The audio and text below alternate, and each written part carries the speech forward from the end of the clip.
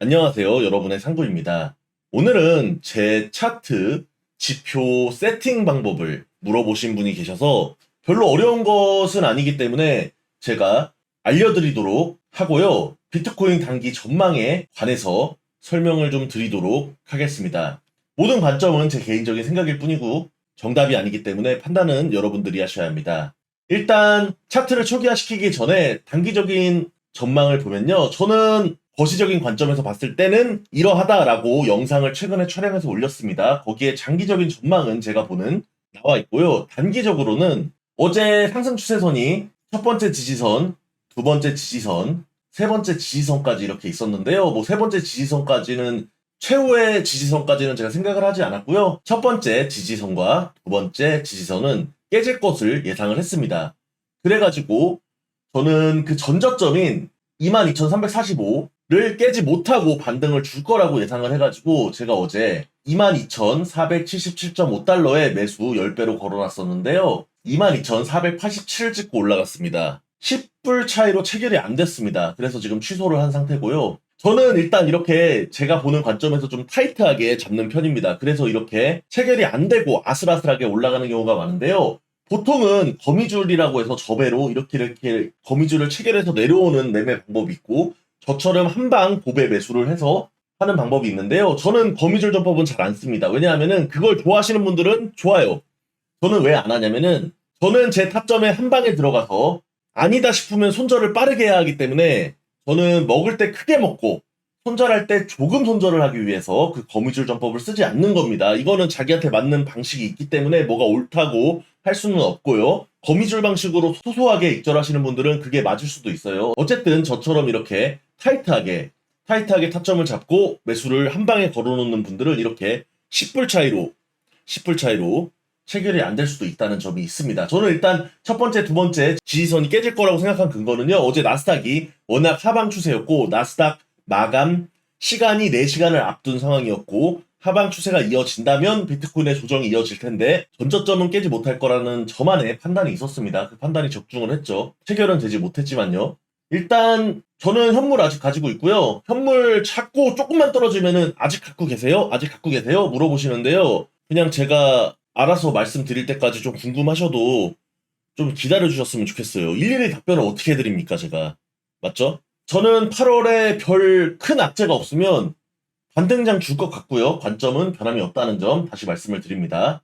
그리고 추세선 예쁘게 좀 그려라 이런 말이 있는데요. 추세선 예쁘게 그리고 안 예쁘게 그리고 의미 없습니다. 자기 맘대로 그려가지고 추세선은 잘 맞추기만 하면 되는 거예요. 추세선 예쁘게 그린다고 수익률 높아지지 않습니다. 저는 추세선 예쁘게 그려가지고 막 차트 예쁘장하게 만들어 놓은 사람들 중에서 저보다 잘하는 사람 단 한 번도 본 적이 없습니다. 잘하는 사람들은 대부분 차트가 깨끗합니다. 저처럼 이렇게 지저분하게 그리지도 않아요. 그냥 추세선 하나도 없고요. RSI만 딱 키던가 아니면 아무것도 안 킵니다.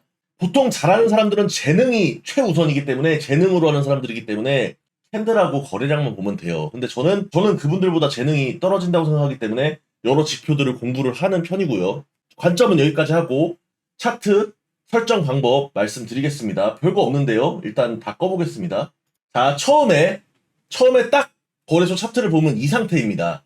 대부분의 거래소가 트레이딩 뷰를 차용하고 있고 트레이딩 뷰의 사용법은 다 똑같기 때문에 한글이냐 영어냐 그 차이만 있습니다. 이 지표가 영어로 표현되어 있는 차트도 있는데 어차피 똑같습니다. 버튼도 이 위치에 있고요. 일단 저는 처음에 이 상태에서 지표를 켜보도록 하겠습니다. 일단 저는 RSI, 상대 강도 지수, RSI라고 불리는 겁니다. 저는 제가 가장 선호하고 가장 좋아하는 이 지수 킵니다. 그리고 MACD 킵니다. 그럼 일단은 추가적인 부조지표는 끝났어요. 저는 아래다 키는 거는 이거 두 개로 끝냅니다. RSI랑 MACD만 보고요. RSI를 정말 최고로 생각을 하고 RSI를 정말 사랑하고요.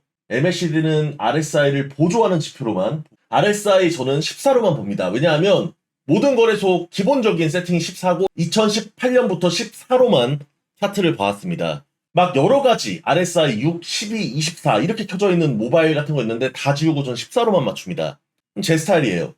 제가 14로만 봐왔고 다른 건 필요가 없습니다. 저는 14로 구성된 RSI만 봐도 느낌이 오고 다른 걸 보면 혼란스러울 뿐이에요.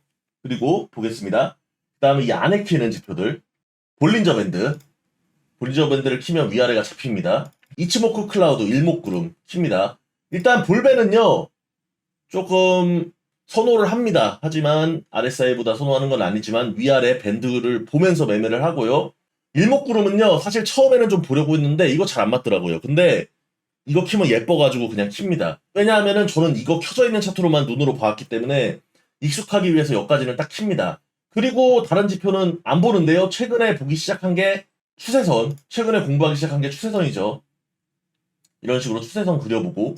근데 추세선은 제가 저만의 방식을 만들고 있는 과정이기 때문에 여러분들도 지표는 여러분들이 계속 그어보고 해보고 여러분들이 그걸로 인한 데이터를 구성을 해가지고 여러분들만의 스타일로 만드셔야 되지. 제가 말했죠. 학원이 없다. 대치동에 이런 학원이. 추세선에 정답이 있으면 공식이 있을 겁니다. 없죠. 그냥 자기가 다 그어보고 이런 상황에 이런 결과가 주로 발생을 하더라라는 것을 머릿속에 데이터로 기록을 해서 본능적으로 나와야 하는 겁니다.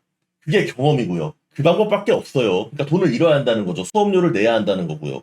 그렇기 때문에 나는 돈을 내지 않고 머리로만 공부를 해서 돈을 벌러 들어와야지 지표 따다다다닥 없어요. 저는 정말 솔직하게 말씀드리는 거예요. 다른 유료방이나 강의하는 사람들 돈 내고 배워서 들어가면은 벌 수 있습니다. 이런저런 추세 이렇게 만들지만 다 멍멍이 도구 소리라는 거죠.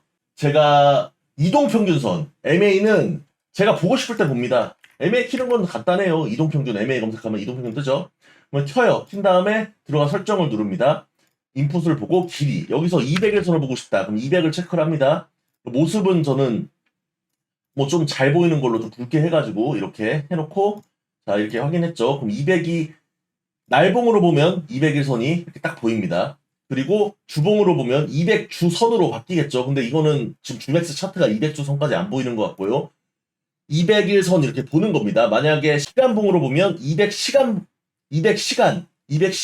선입니다. 그러니까 이 200이라는 거는 이 캔들 200개 평균선이에요. 그러니까 여러분들이 1분봉으로 보면은 200분 선이 되는 거고요. 이해를 했죠? 그러니까 200일 선이라고 해서 무조건 200 맞추면 다 200일 선이냐? 아닙니다. 날봉으로 200을 맞춰야 200일 선인 거고요. 이해하셨죠? 이거 이해가 안 되면은 그냥 코인 접으세요. 큰일 납니다. 아무튼 차트 설정 방법 이렇게 다 말씀을 드렸고요. 더 궁금하신 점은 여러분들이 댓글이나 이런 걸 남겨주시면은 제가 참고를 하도록 하겠습니다. 그리고 항상 말씀드렸잖아요.